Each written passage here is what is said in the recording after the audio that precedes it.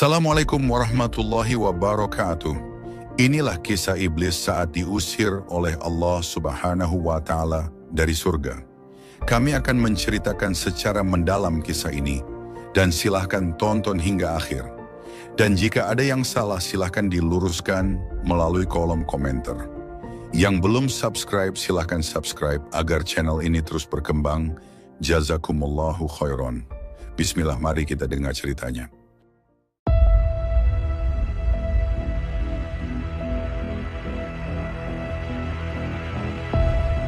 Sebelum penciptaan manusia, Allah menciptakan bangsa jin dari api. Dalam Al-Quran surat Ar-Rahman ayat 15 disebutkan, dan dia menciptakan jin dari nyala api. Jin adalah makhluk gaib, diberikan kebebasan memilih seperti manusia. Mereka bisa menaati atau mendurhakai Allah. Di antara jin terdapat satu makhluk yang luar biasa, iblis. Nama aslinya dalam beberapa riwayat disebutkan sebagai Azazil. Ia dikenal sebagai jin yang sangat rajin beribadah, sangat pandai, dan memiliki kedekatan khusus dengan Allah. Karena kesalehannya, iblis diberi kehormatan untuk berada bersama para malaikat di surga. Iblis Azazil hidup di surga, tempat penuh kedamaian dan kemuliaan. Sebagai penghuni surga, ia menyaksikan kebesaran Allah dan keindahan ciptaannya yang tak tertandingi.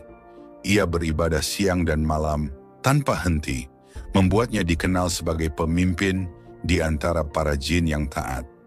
Dalam beberapa riwayat, disebutkan bahwa iblis diutus oleh Allah untuk mengemban tugas-tugas tertentu.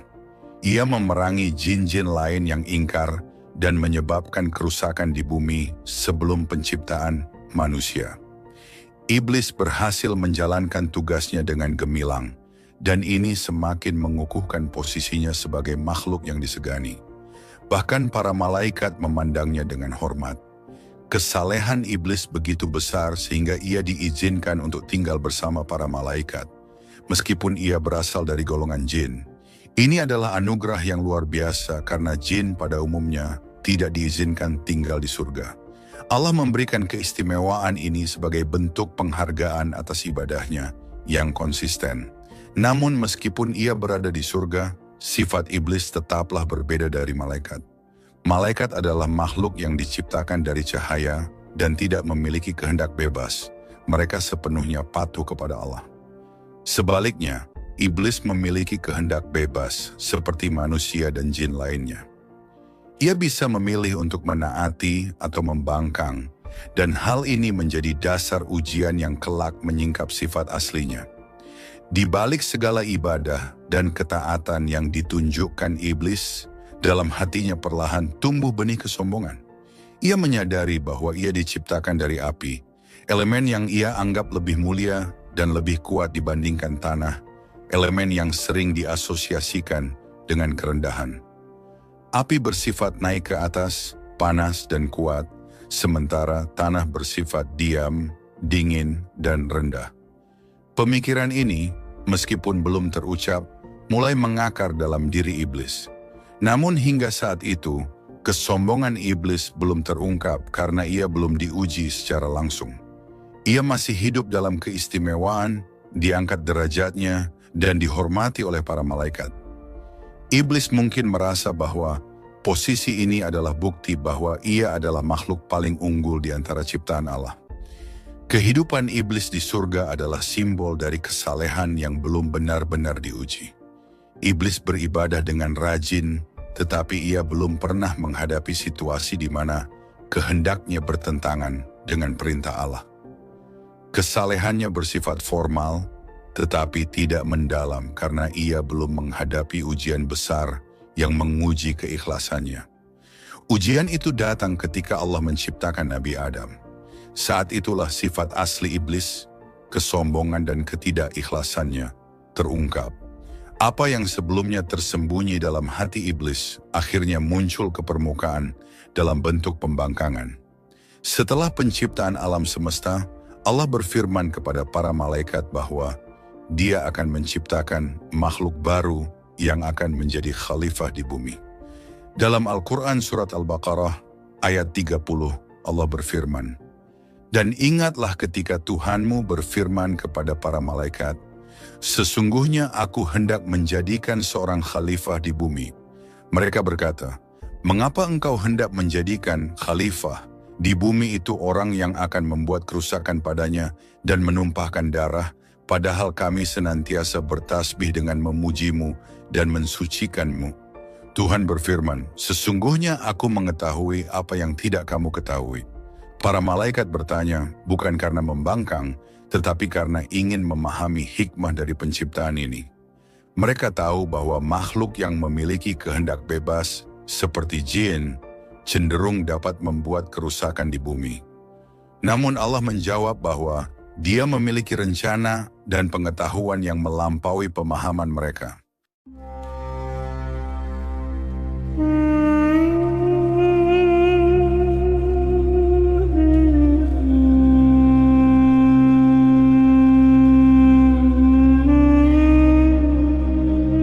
Allah menciptakan Nabi Adam dari tanah liat yang kering, berasal dari lumpur yang dibentuk dan diperbaiki. Dalam surat Al-Hijr ayat 28-29, Allah berfirman, "Dan ingatlah ketika Tuhanmu berfirman kepada para malaikat, sesungguhnya aku akan menciptakan manusia dari tanah liat kering yang berasal dari lumpur hitam yang diberi bentuk. Maka apabila aku telah menyempurnakan kejadiannya dan telah meniupkan ke dalamnya ruh ciptaanku, maka tunduklah kamu kepadanya dengan bersujud." Proses penciptaan Adam adalah tanda keagungan Allah. Tanah yang tidak bernyawa dibentuk menjadi sosok manusia dengan bentuk fisik yang sempurna. Adam dibuat dengan tangan Allah sendiri tanpa perantara, yang menunjukkan keistimewaan makhluk ini. Setelah bentuknya sempurna, Allah meniupkan ruh ke dalamnya, menjadikannya hidup, sadar, dan memiliki kemampuan berpikir. Setelah penciptaan Adam, Allah mengajarinya nama-nama segala sesuatu. Hal ini menunjukkan kelebihan manusia dibandingkan makhluk lainnya. Dalam Al-Quran, surat Al-Baqarah ayat 31-33, "Dan Dia mengajarkan kepada Adam nama-nama benda seluruhnya, kemudian mengemukakannya kepada para malaikat, lalu berfirman, 'Sebutkanlah kepadaku nama benda-benda itu, jika kamu memang orang-orang yang benar.' Mereka menjawab, 'Maha suci Engkau, tidak ada yang kami ketahui selain apa yang telah Engkau ajarkan kepada kami. Sesungguhnya Engkaulah yang maha mengetahui, lagi maha bijaksana.' Allah berfirman, 'Wahai Adam, beritahukanlah kepada mereka nama-nama benda ini.' Maka setelah diberitahukannya kepada mereka nama-nama benda itu, Allah berfirman, 'Bukankah sudah kukatakan kepadamu bahwa aku mengetahui rahasia langit dan bumi, dan aku mengetahui apa yang kamu nyatakan dan apa yang kamu sembunyikan?' Pelajaran ini menunjukkan bahwa manusia memiliki keistimewaan berupa kemampuan untuk belajar, memahami, dan mengenal sesuatu dengan detail. Ilmu pengetahuan adalah anugerah besar yang menjadikan manusia unggul dibandingkan makhluk lain. Setelah Nabi Adam diciptakan dan diberikan ilmu, Allah memerintahkan para malaikat untuk bersujud kepada Adam sebagai bentuk penghormatan, bukan penyembahan. Perintah ini diabadikan dalam surat Al-A'raf ayat 11-12. "Dan sesungguhnya kami telah menciptakan kamu, Adam, lalu kami bentuk tubuhmu, kemudian kami berfirman kepada para malaikat, bersujudlah kamu kepada Adam, maka mereka pun bersujud kecuali iblis. Ia tidak termasuk mereka yang bersujud. Semua malaikat segera mematuhi perintah Allah dan bersujud kepada Adam.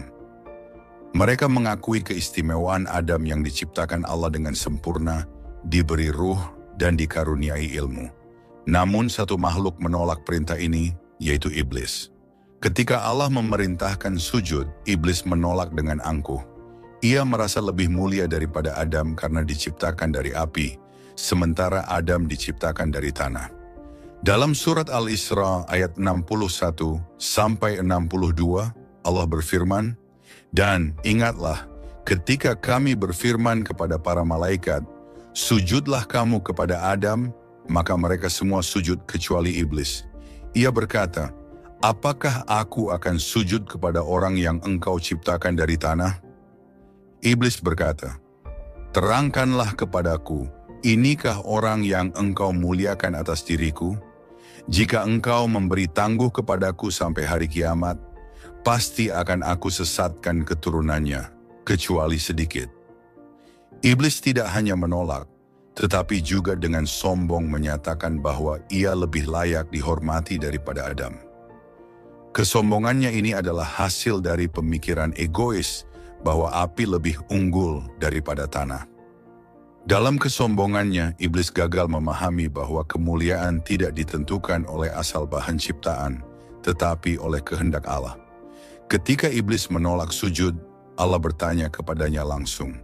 Dalam surat Al-A'raf ayat 12-13, Allah berfirman, apakah yang menghalangimu untuk bersujud kepada Adam ketika aku menyuruhmu? Iblis menjawab, aku lebih baik daripadanya. Engkau menciptakanku dari api, sedangkan dia engkau ciptakan dari tanah. Allah berfirman, maka keluarlah kamu dari surga. Sesungguhnya kamu termasuk orang-orang yang terkutuk. Dialog ini menunjukkan sifat iblis yang keras kepala. Ia tidak hanya menolak, tetapi juga mencoba membenarkan pembangkangannya dengan logikanya sendiri. Ia merasa penciptaannya dari api membuatnya lebih unggul daripada Adam, sehingga tidak pantas baginya untuk bersujud kepada makhluk yang ia anggap lebih rendah.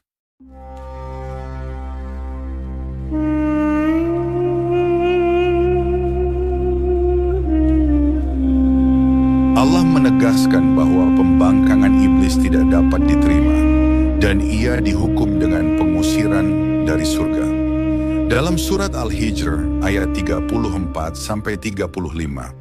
Allah berfirman, keluarlah dari surga, karena sesungguhnya kamu terkutuk, dan sesungguhnya kutukan itu tetap menimpamu sampai hari pembalasan. Dengan pengusiran ini, iblis kehilangan segala kehormatan dan kedudukan yang sebelumnya ia miliki. Ia bukan lagi makhluk yang dihormati karena ibadahnya, tetapi berubah menjadi simbol pembangkangan dan kesombongan. Pengusiran ini juga menandai pemisahan iblis dari rahmat Allah secara permanen.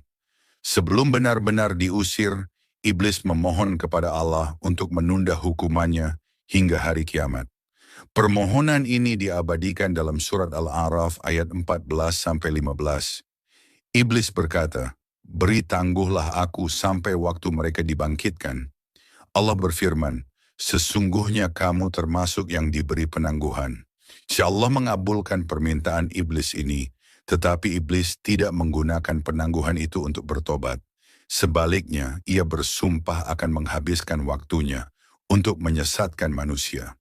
Dalam surat Al-Hijr ayat 39-40, iblis berkata, ya Tuhanku, karena engkau telah memutuskan bahwa aku sesat, pasti aku akan menjadikan mereka, manusia, memandang baik perbuatan maksiat di muka bumi, dan aku akan menyesatkan mereka semuanya, kecuali hamba-hambamu yang terpilih.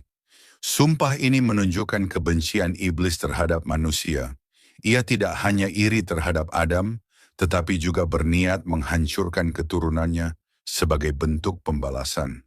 Setelah diusir, iblis mulai merencanakan berbagai cara untuk menggoda manusia. Ia menyusun strategi untuk menyerang manusia dari berbagai sisi, seperti yang disebutkan dalam surat Al-A'raf ayat 16-17. Iblis berkata, karena engkau telah menyesatkan aku, pasti aku akan selalu menghalangi mereka dari jalanmu yang lurus. Kemudian aku akan mendatangi mereka dari depan, dari belakang, dari kanan, dan dari kiri mereka. Dan engkau tidak akan mendapati kebanyakan mereka bersyukur. Strategi iblis mencakup 1. Menjadikan dosa terlihat indah. Iblis menggoda manusia agar menganggap perbuatan dosa sebagai sesuatu yang baik dan menarik. 2. Menanamkan rasa ragu. Ia memanfaatkan kelemahan manusia dengan menanamkan keraguan terhadap Allah dan agamanya. 3. Menggoda manusia dengan hawa nafsu. Iblis mengarahkan manusia untuk terlalu mencintai dunia dan mengutamakan kepuasan hawa nafsu. Namun Allah juga menjelaskan bahwa godaan iblis tidak akan berhasil pada hamba-hambanya yang ikhlas dan beriman. Setelah dialog selesai, iblis secara resmi diusir dari surga. Ia tidak lagi diizinkan untuk tinggal di tempat suci itu dan menjadi makhluk yang terkutuk. Pengusiran ini bukan hanya secara fisik, tetapi juga secara spiritual. Iblis kehilangan rahmat Allah dan kutukan itu melekat padanya hingga hari kiamat. Iblis kini berada di bumi bersama jin lainnya yang ingkar. Ia memulai misinya untuk menyesatkan manusia dengan tujuan akhir membuat manusia bergabung dengannya dalam neraka. Apa hikmah dari kisah ini yang bisa kita ambil? Kisah iblis yang diusir dari surga mengandung banyak hikmah dan pelajaran penting bagi manusia, baik dari sudut pandang akhlak, spiritualitas, maupun kehidupan sehari-hari. Berikut adalah hikmah-hikmah mendalam yang dapat kita ambil dari kisah ini. 1. Bahaya kesombongan-kesombongan adalah penyakit hati yang dapat menghancurkan amal ibadah dan merusak hubungan dengan Allah.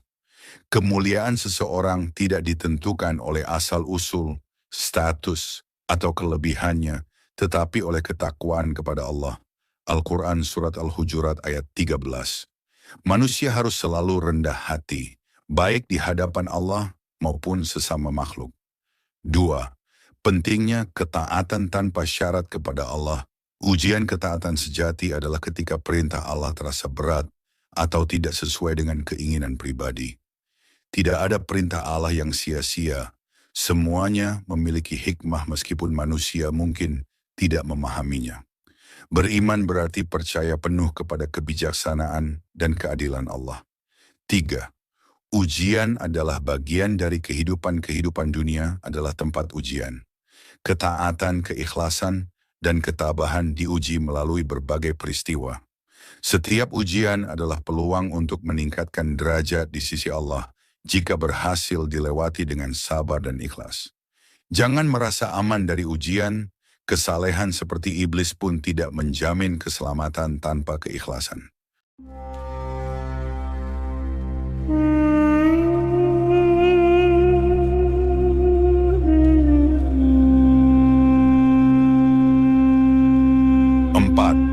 Godaan iblis adalah keniscayaan. Iblis hanya bisa menggoda, bukan memaksa. Pilihan untuk mengikuti atau menolak godaan sepenuhnya berada di tangan manusia. Keimanan yang kuat, keikhlasan, dan doa perlindungan kepada Allah adalah senjata utama melawan tipu daya iblis. Allah telah memberi manusia petunjuk, Al-Quran dan Sunnah sebagai bekal menghadapi godaan iblis. 5. Pentingnya keikhlasan. Keikhlasan dalam beribadah adalah kunci keselamatan. Ibadah yang dilakukan untuk mendapatkan ridha Allah semata tidak akan mudah tergoyahkan. Niat yang benar adalah fondasi dari setiap amal. Amal tanpa keikhlasan rentan terhadap pengaruh iblis. Ikhlas adalah rahasia antara seorang hamba dengan Allah. Hanya Allah yang mengetahui sejauh mana ketulusan seseorang. 6. Jangan menunda tobat. Manusia seringkali berbuat salah, tetapi kesempatan untuk bertobat selalu terbuka lebar. Menunda tobat adalah perangkap iblis. Semakin lama seseorang menunda tobat, semakin besar kemungkinan ia terjerumus lebih dalam ke dalam dosa. Allah Maha Pengampun dan Maha Penerima tobat bagi siapa saja yang mau kembali kepadanya dengan sungguh-sungguh. 7. Tidak ada tempat untuk kesombongan di surga. Untuk meraih surga, manusia harus membersihkan hatinya dari sifat-sifat buruk yang dimiliki iblis. Surga hanya diperuntukkan bagi mereka yang tunduk, patuh, dan mencintai Allah dengan hati yang tulus. Membersihkan hati adalah bagian penting dari perjalanan spiritual seorang Muslim. 8. Allah Maha Adil dan Maha Bijaksana. Amal ibadah tanpa keikhlasan dan ketundukan sejati tidak akan diterima oleh Allah. Allah memberikan ujian yang adil untuk setiap makhluk, dan hasil ujian itu tergantung pada pilihan masing-masing. Tidak ada makhluk yang bisa melawan kehendak Allah. Semua tunduk pada keputusannya. 9. Manusia harus waspada terhadap ego. Manusia harus senantiasa introspeksi diri, mengendalikan ego, dan memastikan bahwa keputusan yang diambil tidak didasarkan pada kesombongan atau rasa superioritas. Mengakui kelemahan diri di hadapan Allah adalah bentuk ketundukan yang sejati. Belajar dari kesalahan orang lain seperti iblis dapat mencegah manusia mengulangi kesalahan yang sama. Demikianlah kisah iblis diusir oleh Allah Subhanahu wa Ta'ala dari surga. Jika kalian suka, silakan subscribe si channel ini dan share. Semoga bermanfaat untuk orang banyak. Jazaakumullahu khairan. Wassalamualaikum warahmatullahi wabarakatuh.